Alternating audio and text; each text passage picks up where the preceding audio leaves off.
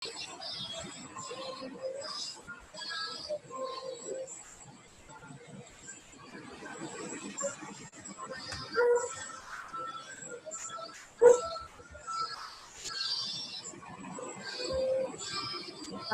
rasa sudah bisa dimulai. Baiklah, terima kasih untuk moderator yang telah memberikan kesempatan saya untuk memulai presentasi saya. Agar berkualitas untuk telah saya ikuti cikar dengan kreatif. Assalamualaikum warahmatullahi wabarakatuh. Para dewan juri terhormat dan finalis yang saya banggakan. Baiklah, malam ini saya akan mempresentasikan saya yang berjudul Peningkatan Pendapatan Petani melalui Sistem Agro-Silvopastura dengan tema Petani Sejahtera. Next.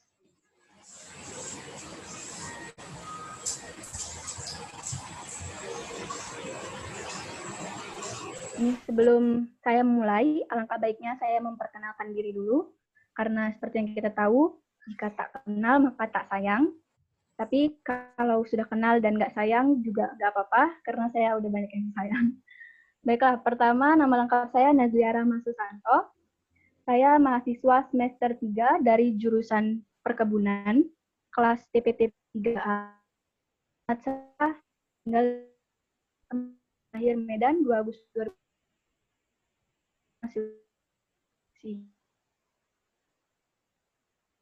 Saya orang itu punya jalan kesuksesan masing-masing. Menjadilah orang yang bermanfaat bagi orang lain. Next. Cukup sekian perkenalannya. Selanjutnya, nanti dalam materi saya akan membawakan latar belakang mengapa saya memilih judul itu. Lalu apa sih agrosilvopastura itu? Mengapa nih harus agrosilvopastura dalam meningkatkan pendapatan? Kemudian terakhir saya akan menyimpulkan dari apa yang saya jelaskan. Latar belakang, jadi ada kalimat petani adalah pahlawan penyongsong pangan suatu bangsa. Jadi petani merupakan ujung tombak dalam pertanian suatu bangsa. Next. Baiklah, seperti yang kita tahu bahwasannya pertanian itu merupakan satu sektor yang vital, yang utama, yang harus diperhatikan oleh suatu bangsa karena memang menyangkut dengan kebutuhan pangan rakyat. Nah, Presiden pertama Indonesia, Insinyur Soekarno sendiri, dalam peletakan batu pertama IPB mengatakan, jika bersangkut paut dengan pangan, maka itu bersangkut paut dengan hidup matinya suatu bangsa. Karena setiap manusia itu pasti butuh pangan untuk memenuhi kebutuhan utama hidupnya, gitu kan. Nah, jadi pertanian ini adalah salah satu sektor yang harus sangat kita perhatikan dalam suatu bangsa. Pertanian itu juga berperan penting dalam menekan angka inflasi. Mengapa? Karena pertanian dengan adanya pertanian, dengan dikelola pertanian dengan baik, maka stabilitas daripada harga pangan itu juga dapat dijaga.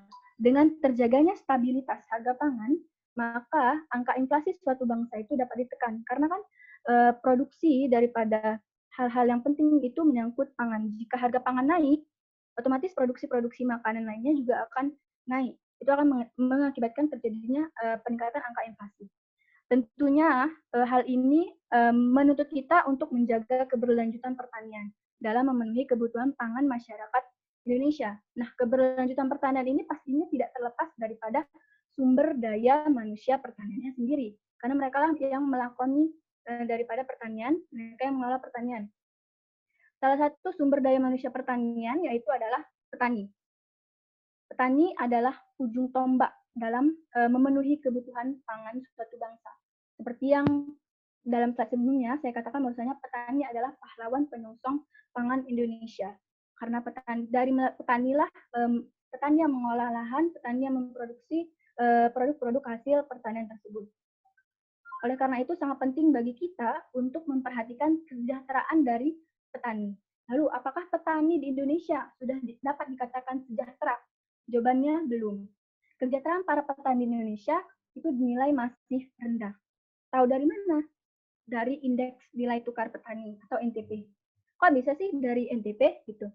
Nah, perlu kita ketahui bahwasanya NTP merupakan indeks proksi kesejahteraan petani.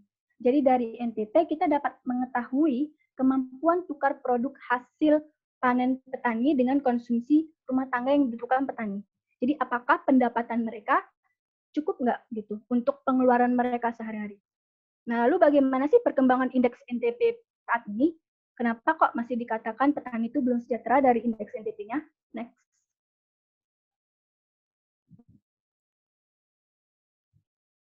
Jadi di sini saya menyajikan grafik daripada perkembangan nilai NTP tahun 2015 sampai tahun 2019. Mungkin ini saya kelupaan tahun 2019-nya, mohon maaf. Nah, jadi dari grafik ini kita bisa lihat bahwasanya perkembangan dari nilai NTP ini turun ya, dari tahun 2015 ke 2016 itu turun, kemudian naik tahun 2017, naik lagi tahun 2018, tahun 2019 naik itu 104,56 itu naik.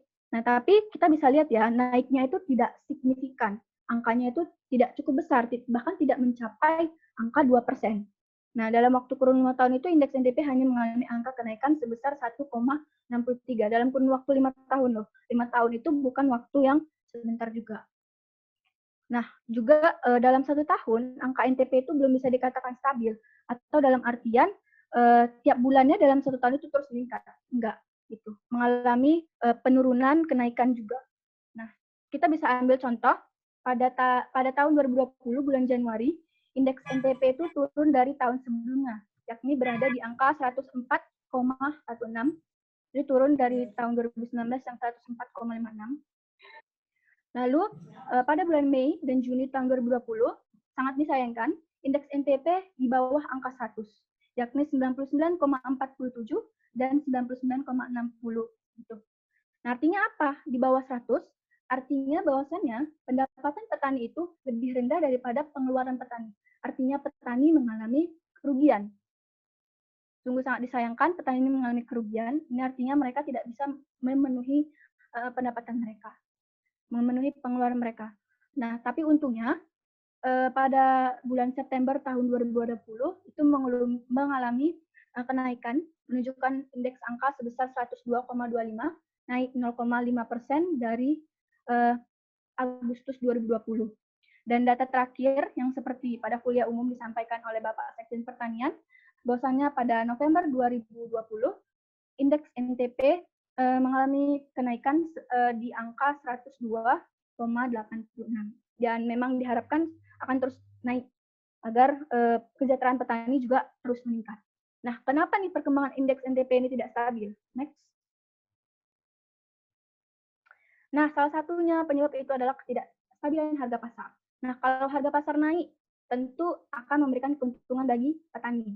Nah, kalau turun, nah inilah yang menjadi masalah yang harus kita pecahkan gitu. Karena akan mempengaruhi pendapatan, modal, dan keuntungan bagi para petani. Nah, ketika saya melaksanakan kegiatan pendampingan di Desa Palumanan, Kecamatan Hamparan Perak, saya mengidentifikasi masalah-masalah bagi para petani. Nah, mereka kebanyakan mengatakan bahwasannya masalah yang mereka alami itu dari segi modal.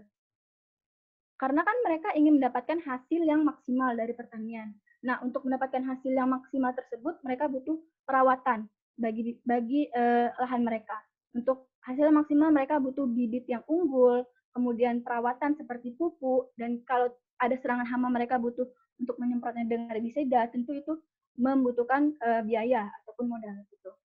Belum lagi kalau misalkan masalah cuaca yang tidak diduga-duga, itu bisa mengakibatkan mereka mengalami gagal panen. Kalau gagal panen tentunya mereka mengalami kerugian. Nah, kemudian dikatakan bahwasannya pendapatan buruh terendah itu masih 3 kali lebih tinggi dibanding petani yang paling rajin. Jadi dalam CNBC Outlook 2019, Yusuf Kala sendiri mengatakan bahwasannya pendapatan petani itu rata-rata 1 juta per bulan, sedangkan UMR buruh terendah itu adalah 2.500.000. Artinya serajin-rajinnya petani, pendapatannya masih lebih rendah 3 kali gitu daripada pendapatan buruh. Dan berdasarkan data BPS, rata-rata upah nominal buruh tani pada Januari 2019 itu sebesar 53.604 per hari. Artinya dalam 1 bulan mereka hanya mendapatkan 1,68 juta, itu berarti juga masih rendah dibandingkan pendapatan buruh. Nah, dari situ dari masalah itu saya mulai berpikir, petani ini ada 2 nih, berdasarkan tipe kepemilikan lahan. Ada yang memang petani memiliki lahannya sendiri, ada yang petani yang menyewa lahan. Bayangkan, petani yang menyewa lahan ini jika mengalami gagal panen, pasti mengalami kerugian yang lebih besar lagi gitu. Modalnya nggak ada, malah justru harus nombok untuk biaya sewa lahan. Next. Nah, jadi dalam kegiatan pendampingan itu, saya menjumpai petani yang luar biasa. Beliau merupakan bernama Bapak Timur Ginting. Jadi dari beliaulah saya mengenal itu sistem agrosilvopastura. Beliau juga telah mendapatkan penghargaan akibat agrosilvopastura ini, dan memang keuntungannya luar biasa. Nah, jadi apa sih sistem agrosilvopastura ini? Sistem agrosilvopastura adalah suatu sistem pertanian yang mengkombinasikan komponen berkayu, kehutanan, dengan komponen pertanian yang semusim, serta komponen hewani atau peternakan yang dikelola pada unit lahan yang sama. Next.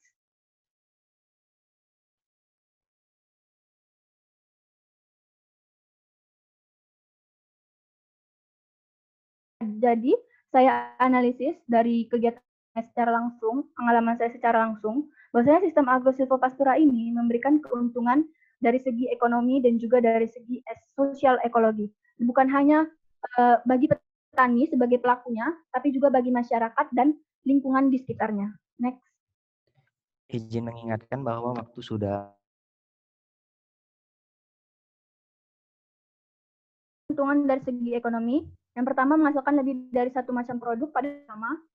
Yang saya bilang tadi, komponen kehutanan, komponen peternakan, komponen pertanian juga mereka menghasilkan produk. Jadi kalau gagal di pertanian semusim, mereka masih punya cadangan dari komponen peternakan ataupun pertanian. Yang kedua itu menjadi kawasan ekowisata. Baru yang ketiga bisa dapat membuka kesempatan lapangan pekerjaan. Nah, dengan terbukanya kawasan ekowisata ini bisa memberikan kesempatan bagi para petani milenial untuk berkoordinasi dengan para petani senior gitu untuk memanfaatkan teknologi seperti sosial media agar kawasan ekowisata ini bisa menjadi kawasan yang juga edukasi bagi para petani milenial. Nah, membuka lapangan pekerjaan tentu ini memberikan pendapatan tambahan baik bagi para petani senior dan juga para petani milenial. Next.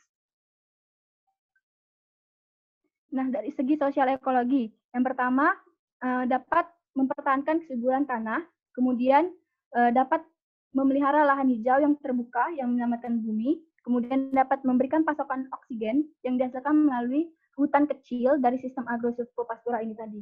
Nah, akibatnya petani itu juga tidak hanya sebagai pahlawan penyongsong pangan, juga dapat dikatakan sebagai pahlawan penyelamat lingkungan hijau. Next. Jadi sistem agrosilvopastura ini bisa memberikan keuntungan dari segi ekonomi dan segi sosial ekologi, tidak hanya bagi para petani, juga bagi masyarakat dan lingkungan di sekitarnya.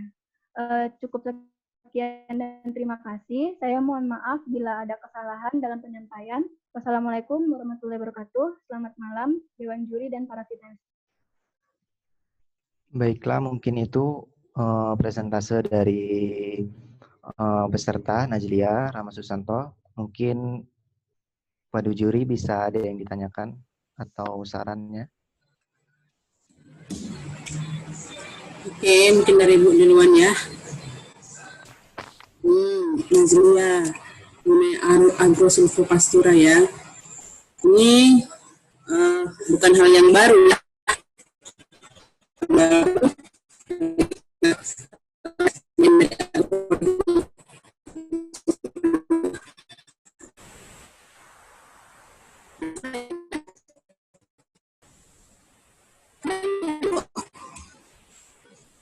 Izin Ibu, suaranya putus-putus Ibu.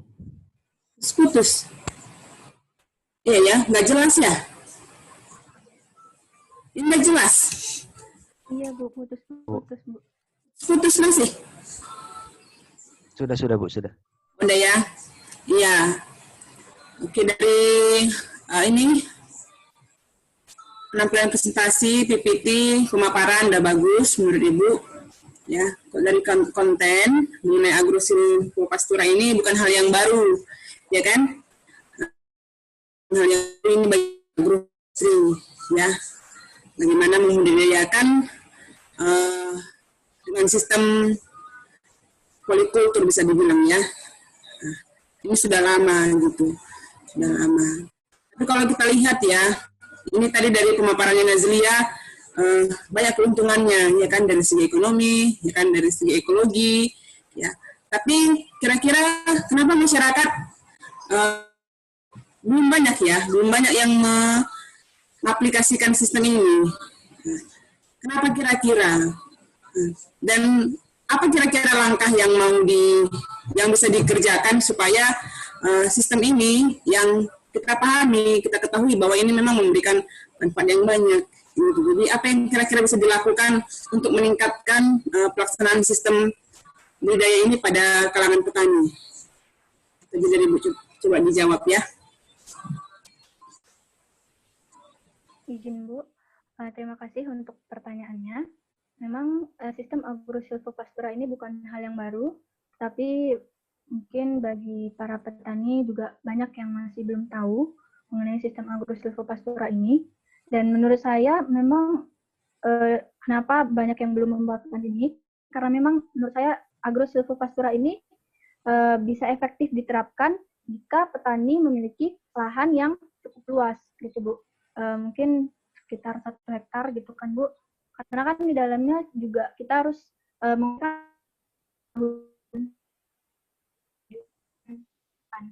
jika di lahan yang tidak cukup luas atau dikatakan sempit gitu, mungkin tidak akan memberikan hasil yang memuaskan bagi para. Kalau kan bisa Bapak Timur Gintani yang kan beliau memang memiliki lahan yang cukup luas, yaitu seluas 4 hektar. Jadi beliau memungkinkan adanya dikembangkannya kolam pancing ikan, peternakan ayam, peternakan sapi, kemudian juga di dalamnya ada hutan mangrove, ada perkebunan kelapa sawit, kelapa. Jadi memang nampak hasilnya memberikan hal yang signifikan. Kalau misalkan 4 hektar tadi hanya ditanam oleh satu jenis tanaman pertanian, mungkin itu tadi Bu, kalau misalkan mengalami gagal panen ya gagal semuanya. Tapi kalau diterapkan sistem agrosilvopastura di lahan yang luas tadi, dan sebelum gagal, mungkin ada hasil dari kehutanannya, dari hutan bakalnya bisa dimanfaatkan kayunya, dari kelapa sawit tahunan, dari ternak ikan dan ternak ayamnya gitu. Bapak itu juga membuat pupuk kompos dari kotoran ayam, kotoran sapi yang juga dimanfaatkan untuk lahan pertaniannya, begitu Bu. Kita bisa penerapan sistem ini. Mungkin izin Bu dari saya sendiri, mungkin kita sebagai generasi milenial, terutama yang akan berkecimpung di bidang pertanian, kita memperkenalkan, mensosialisasikan sistem agrosilvopastura ini dengan membuat suatu bagan ataupun suatu rencana yang jelas gitu. Mungkin kalau petaninya lahannya memiliki lahan yang kecil ataupun sempit, mungkin bisa membentuk suatu kelompok yang menggabungkan lahan pertaniannya menjadi satu unit lahan yang memiliki luas yang cukup untuk mengembangkan sistem agrosilvopastura ini. Jadi nantinya keuntungan yang didapatkan bisa dibagi sama rata. Misalkan tadi saya bilang bahwasanya agrosilvopastura ini bisa juga dijadikan sebagai kawasan ekowisata jika dikembangkan dengan baik. Nah, kawasan ekowisata ini kan tentunya juga akan memberikan keuntungan tambahan nih bagi para petani gitu. Jadi saya sebagai generasi milenial membantu juga untuk mengembangkan ini. Tim saya bisa mengajak nih para generasi milenial dari jurusan lain gitu ya, kayak misalkan jurusan yang untuk menata tata ruang, bagaimana agar supaya kawasan ekowisatanya ini bisa terintegrasi dengan baik, jadi bisa dijadikan sebagai kawasan untuk menghasilkan produk pertanian juga, bisa untuk menjadi kawasan edukasi juga bagi para generasi muda. Begitu Bu. Sekian dan terima kasih. Oke, itu aja dari saya. Mesti bisa nambahin. Iya. Baik ya, idenya adalah tentang agro silva kita dia Pak saya. Jadi struktur. Jadi di situ ada komoditi kehutanan, komoditi hortikulturanya ya mungkin juga masuk di situ pangan, kemudian ada juga peternakannya itu. Tadi ini kan tujuannya untuk menyelesaikan permasalahan petani ya, misalnya petani yang apabila dia sewa lahan kemudian gagal panen, nah itu akan kerugian yang lebih lagi. Coba saya belum bisa diperjelas lagi. Kira-kira bagaimana sih konsep yang dikemukakan ini bisa membantu memecahkan permasalahan petani seperti disebutkan di awal presentasi tadi. Coba itu dulu dijawab. Baik Bu, izin Bu, terima kasih atas pertanyaannya. Permasalahan awal tadi yang saya kemukakan adalah banyak petani yang mengeluhkan masalah itu di modal. Tantangan mereka adalah di modal, gitu kan Bu, untuk membeli yang unggul. Nah, bagaimana mereka untuk mengembalikan modal mereka dan tentunya mendapatkan untungan dari modal mereka itu. Nah, saya berpikir kalau petani ini hanya mengolah ataupun menanam satu jenis komoditi tanaman pertanian, misalkan cabai nih Bu, tanaman cabai di satu lahan. Nah, kalau mereka mengalami gagal panen nih cabainya semua, otomatis kan pendapatan mereka nggak ada, modal mereka nggak balik gitu. Nah, jadi saya mengangkat sistem agrosilvopastura ini, saya ingin mengajak para petani untuk memanfaatkan lahan mereka semaksimal mungkin dengan hanya menanam satu jenis atau satu komoditi tanaman pertanian. Jadi di dalamnya ada komponen kehutanan yang bisa membantu lingkungan dari pemasukan oksigen, gitu Bu. Kalau misalkan pertaniannya gagal, tapi kehutanannya masih ada. Nah, dari produk kehutanan ini kan mereka bisa mengolah produk kehutanan ini, gitu Bu. Misalkan kayak mangrove. Nah, mangrove sendiri itu kayunya bisa dijual, bisa dibuat kerajinan tangan, gitu. Kemudian juga saya baru tahu juga dari petani di situ bahwasannya biji dari mangrove itu bisa diolah menjadi beras. Jadi bisa juga untuk diversifikasi pangan juga, gitu Bu. Kemudian bisa dikembangkan juga tanaman perkebunan di lahan mereka. Jadi kalau lahan pertaniannya mengalami gagal panen, kan tanaman perkebunannya masih bisa menghasilkan hasil nih Bu. Nah, jadi kan pendapatan mereka masih ada nih Bu, gitu. Nggak hanya menggantungkan dari segi komoditi pertaniannya aja. Kemudian dari segi peternakan tadi kan juga ada Bu. Nah, jadi kalau panennya gagal masih ada dari segi peternakan mereka mendapatkan hasil ataupun pendapatan. Jadi mereka itu masih bisa balik gitu Bu. Sekian dan terima kasih Bu. Iya, mungkin perlu dipertimbangkan juga ya kan antara komoditi tanaman hutanan itu kan sifatnya dia tahunan, ya kan. Sementara tanaman horti itu bisa sifatnya yang sekali panen dia.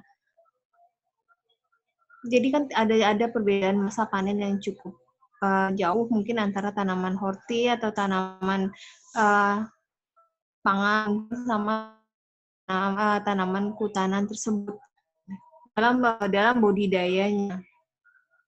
Nah, kalau misalnya petani kita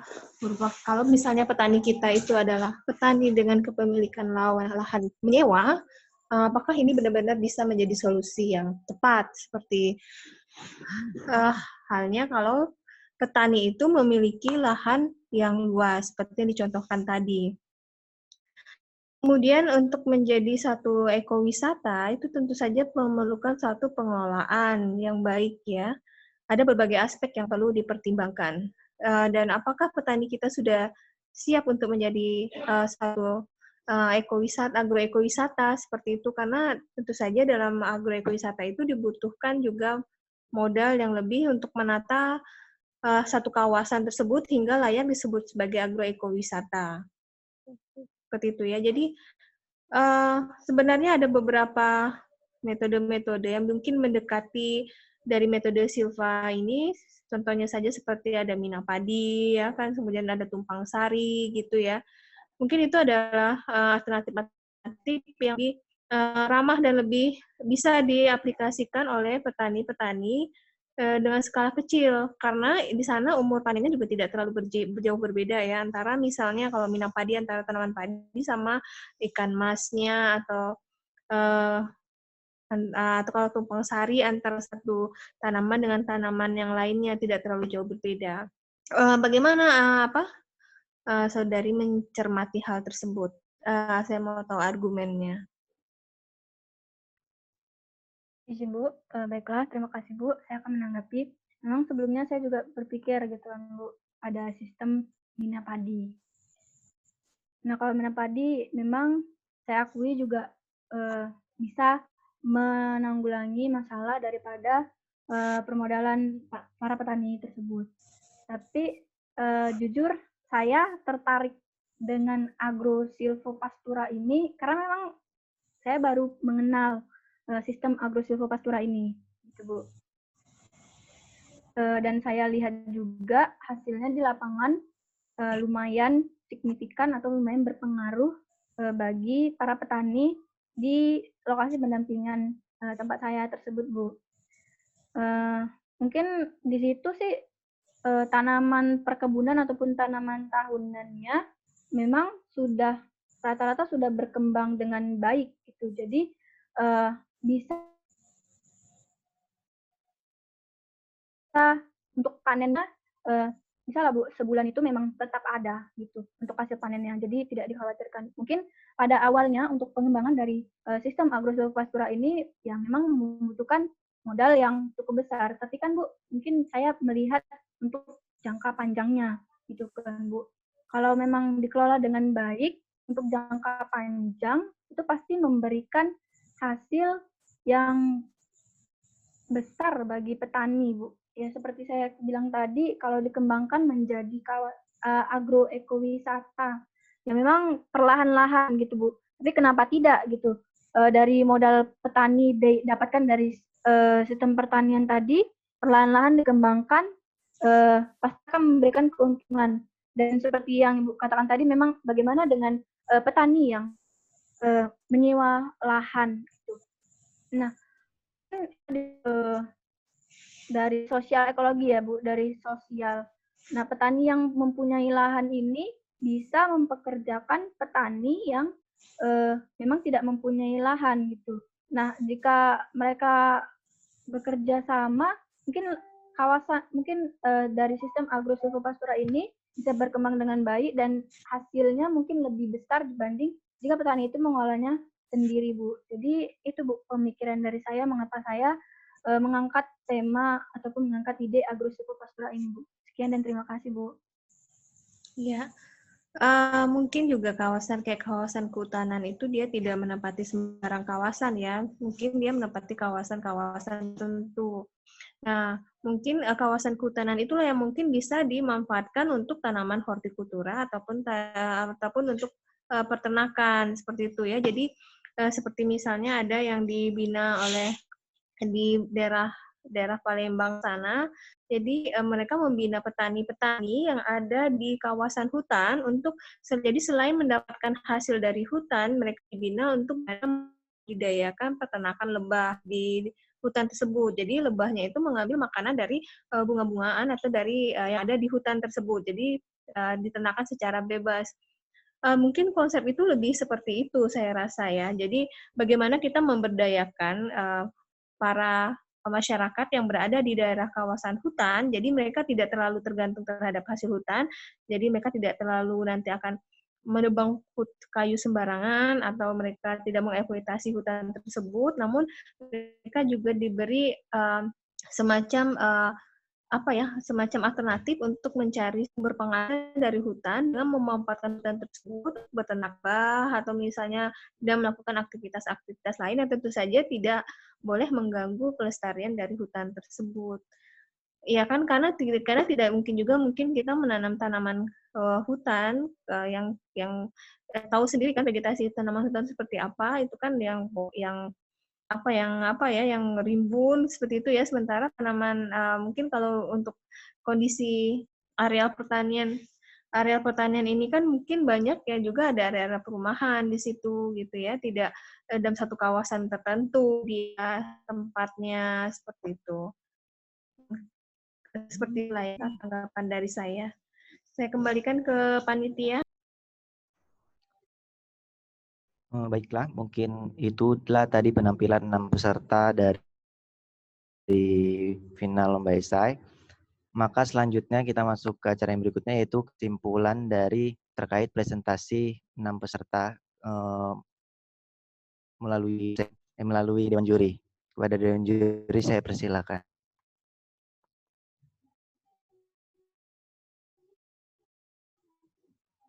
Ini kesimpulan gimana? Penutup. Kalau untuk nilainya nanti dikasih ke panitia kan?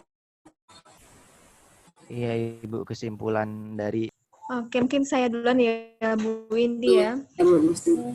Saya terus terang pengalaman sebagai juri ini adalah yang pertama saya ya. Ini untuk lomba Cikar-Cikitas yang ada dilakukan oleh Polbangtan Medan. Jadi begini ya, dari saya walaupun ini hanya 6 peserta, ada beberapa peserta yang saya nilai sudah memiliki originalitas ide ya. Jadi idenya itu sudah memang dari hasil pemikiran beliau, dan itu memang orisinal. Mungkin ke-6-6-nya orisinal, namun ada yang kalau menurut saya itu ada yang terlalu umum idenya, kemudian ada juga yang spesifiknya. Itu dari segi ide ya. Kemudian sayangnya dalam penyajian, dalam mengelola ide-ide atau gagasan tersebut, itu masih sangat kurang didukung oleh teori-teori dari data-data ya. Jadi itu sehingga konsepnya lebih seperti gagasan murni dari si penyaji seperti itu. Jadi sementara dalam satu tulisan ilmiah, karya ilmiah itu, gagasan dari asumsi-asumsi dari penyaji itu perlu didukung oleh teori-teori dan data-data yang mumpuni, sehingga siapapun yang mendengarkan dan membaca itu akan percaya dengan argumen daripada si penyaji. Mungkin di situ dari segi konten ya. Jadi sebenarnya kita tidak perlu dalam ide itu, kadang ide itu tidak perlu harus terlalu kompleksitas yang terlalu tinggi gitu ya, tidak harus terlalu wah atau kelihatan keren, mungkin bisa ide-ide sederhana saja. Nah, selanjutnya bagaimana bisa mengolah ide sederhana tersebut sehingga menjadi kesan spektakuler, itulah yang disebut dengan keahlian dalam menulis tadi. Itu dari segi konten. Kemudian dari segi tentang walaupun ini hanya sekedar lomba untuk skala Polbangtan Medan, namun ini adalah lomba yang resmi. Mungkin bisa jadi sebagai salah satu pengalaman adik-adik ketika akan mengikuti lomba-lomba sejenis, tidak hanya di sini ataupun di luar. Nah, memang biasanya dalam lomba seperti ini itu pada saat presentasi itu waktu presentasi itu menjadi hal yang penting. Jadi dalam mempresentasikan materi kita harus memanfaatkan waktu yang diberikan itu seoptimal mungkin. Jadi kita bisa men-skip hal-hal yang kira-kira dirasa kurang penting, dan kita bisa menerangkan secara baik garis merah antara pendahuluan, kemudian isi, dan ada kesimpulan di bagian akhir. Itu otomatis sangat diperlukan. Jadi memang manajemen waktu itu dinilai di sini ya. Mengapa dinilai? Karena memang manajemen waktu itu menyangkut dengan keterampilan si penyaji dalam menyampaikan apa yang dia tulis kepada audiensnya. Ya, tidak semua orang bisa gitu ya. Nah, di sini sifat kritis itu di sini bermain. Bagaimana penyaji itu bisa secara sistematis menyampaikan ide-ide atau gagasannya. Nah, kemudian yang kedua, kesiapan dalam mempresentasi ya. Otomatis dalam cara kita mendelivery pesan, kemudian cara kita pemilihan kata, penampilan kita, itu menjadi salah satu faktor poin penting. Itu menunjukkan keseriusan kita dalam mengikuti lomba gitu ya. Jadi mungkin tadi ada yang di jalan itu mungkin karena mendadak atau tahu gimana, tapi memang siapnya mungkin juga karena dilaksanakan dengan Zoom meeting ya, jadi bisa di mana saja, tapi tetap ya, kita harus menunjukkan kesiapan diri kita ketika kita dalam lomba karya ilmiah dan ada presentasi di dalamnya. Dan poin terakhir yang dinilai itu adalah penyajian PowerPoint-nya ya, itu tadi ya. Yang ingat yang masih harus kayaknya memang ada beberapa yang sudah mengerti bahwa PowerPoint itu adalah poin-poin dan bisa menceritakan dengan bahasa sendiri. Jadi enak gitu melihat alurnya. Namun masih ada juga yang mungkin harus belajar lagi ya untuk persiapan kalau ada lomba-lomba yang sejenis seperti itu. Ya, secara overall saya juga cukup apresiasi ya. Ada beberapa ide-ide yang menarik dari hasil dari lomba ini. Kemudian saya juga harapkan walaupun apapun hasilnya, yang penting sudah memberanikan diri untuk mencoba. Sudah memberanikan diri untuk mencoba. Itu ada satu poin lebih dibandingkan mereka yang tidak pernah mencoba seperti itu ya. Jadi adik-adik sudah menantang diri untuk sedikit lebih unggul dibandingkan rekan-rekannya yang tidak ikut mungkin ya seperti itu ya. Jadi sudah ada keberanian untuk coba tampil menyampaikan ide dan gagasannya. Dan saya harap kedepannya akan lebih banyak karya-karya ilmiah yang ikut dalam lomba-lomba, mungkin tidak hanya lomba tingkat Polbangtan, tapi juga lomba tingkat kabupaten, mungkin Provinsi Sumatera Utara, ataupun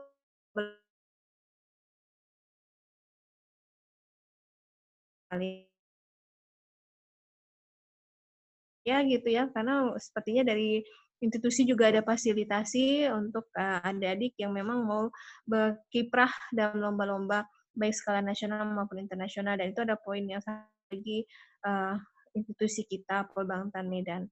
Mungkin itu saja dari saya. Terima kasih.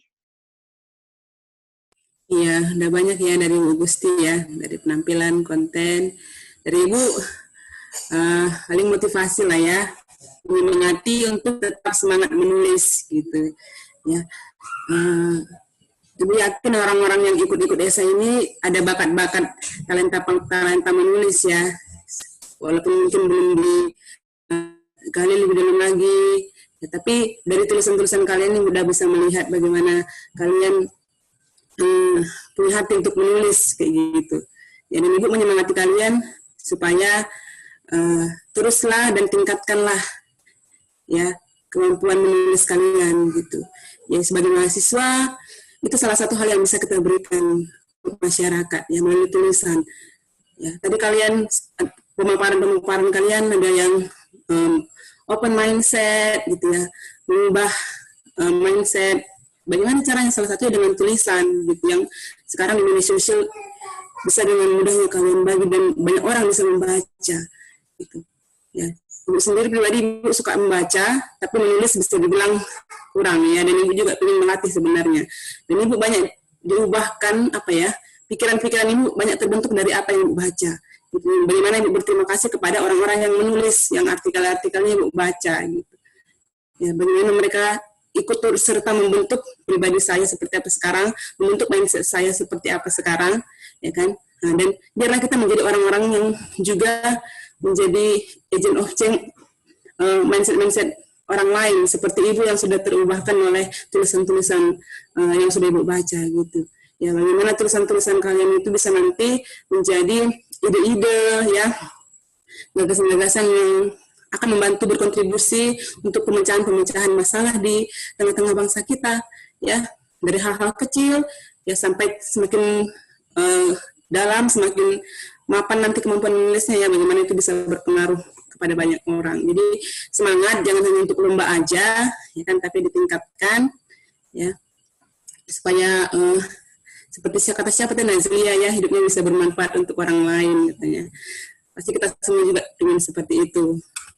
Oke, itu dari saja, itu dari Ibu ya. Kalau ada kata-kata yang salah, ini juga Ibu pertama kali jadi juri ya dalam essay ini. Ya, kalau ada kata-kata yang salah, Ibu mohon maaf ya, Bu Gusti juga pastinya. Ya, jangan ada yang tersinggung atau sakit hati kalau dikritik ya.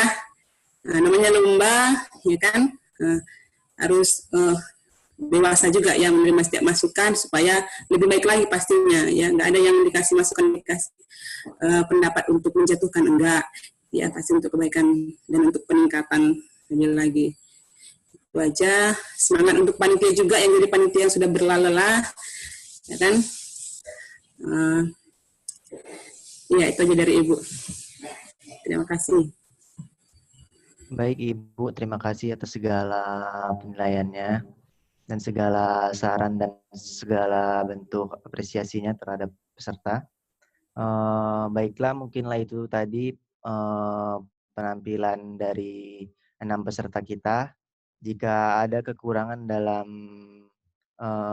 presentasi hari ini atau kesalahan dari panitia atau host, kami mengucapkan mohon maaf yang sebesar-besarnya. Mungkin itulah tadi presentasi kita. Lebih dan kurang saya mohon maaf. Billahi taufiq wal hidayah. Assalamualaikum warahmatullahi wabarakatuh. Waalaikumsalam warahmatullahi wabarakatuh. Ya, selamat malam, Ibu Livia. Iya. Ya, Bu. Ya, selamat